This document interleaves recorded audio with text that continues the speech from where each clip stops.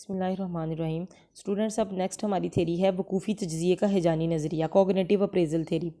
हिजान के ज़िमन में आर्नल्ड ने 1960 में एक सिलसिलावार मॉडल तजवीज़ किया।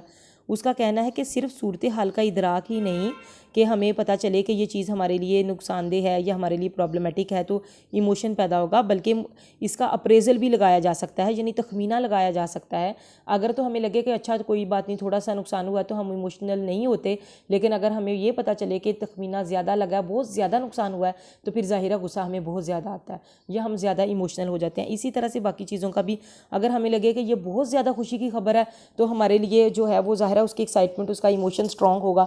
और अगर लगे कि अच्छा चलें ठीक है, कोई इतनी ख़ास खुशी भी नहीं, तो फिर उसकी एक्साइटमेंट भी कम होगी।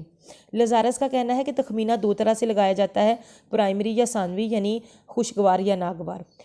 सानवी तखमीने में फ़र्द ये सोचता है कि सूरत हाल से कैसे निपटा जाए।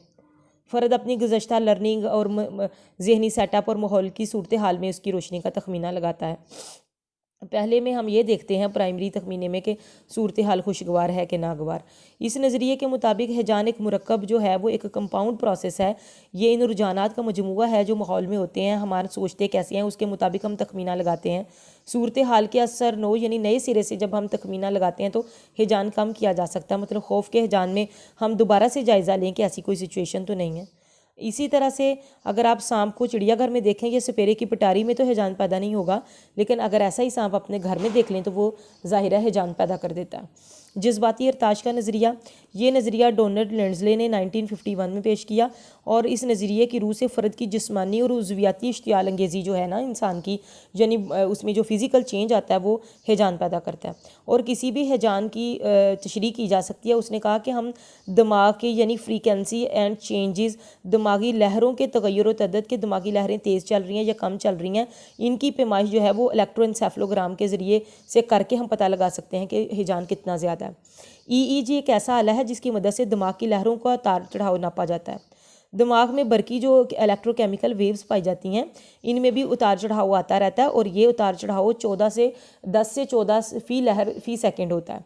आराम और सुकून की हालत में ये लहरें आसा हो जाती हैं और जब इंसान जो है वो कोई काम कर रहा होता है तो ये इस जो है वो 10 to 14 की रेंज में चलती हैं। लिंडज़ले के मुताबिक हिजान जो है वो मुश्तिल हालत का नाम है। हर हिजान को EEG के ज़रिए नापा जा सकता है। जब हम देख सकते हैं मतलब इन लहरों का जो तादाद होता है गुस्से की हालत में वो 500 जो होता है वो पर साइकिल होता है, पर सेकंड होता है। लिंडज़ले के इस नज़रिए को डफ़ी ने वाज़े किया। उसने कहा कि फ़र्द के हालात को मद्देनज़र रखें तो लहरों की इश्तियाल अंगेज़ी को वाज़े किया जा सकता है। शिलासबर्ग और हैब ने इस नज़रिए के अलमदार हैं। उन्होंने वाज़े किया कि एहसासात में इरताश के कई दर्जे हैं जो कम से लेकर ज़्यादा के भी हो सकते हैं। इसी तरह से हिजान में निज़ाम असबी की अहमियत बहुत ज़्यादा है। उन्होंने कहा कि अगर दिमाग में बरकी रो गुजारी जाए तो फ़ौरन इरताश पैदा हो जाता है, लेकिन अगर दिमाग में चोट आ जाए तो एहसासात सुस्त पड़ जाते हैं। और ये उन्होंने इस पर तनकीद भी की, सिर्फ कशर ही इरताश पैदा नहीं करता, सिर्फ ज़ीरी अरशा भी इरताश पैदा करता है। हिजान की सिर्फ पैमाइश करके उसकी तशरीह नहीं की जा सकती है। हिजान तो वो बता देगा हिजान है, लेकिन हिजान किस चीज़ का है, गुस्से का है, खुशी का है, हैरत का है, वो चीज़ जो है वो पता नहीं चलेगी। अगर मुख्तलिफ अला से हिजान की पैमाइश की जाए तो पैमाइश के नताइज जो हैं वो मुख्तलिफ हो सकते हैं। ज़ाहिर है मुख्तलिफ चीज़ों से जब आप किसी चीज़ों को मैयर करेंगे तो उसके रिजल्ट्स जो हैं वो मुख्तलिफ होंगे।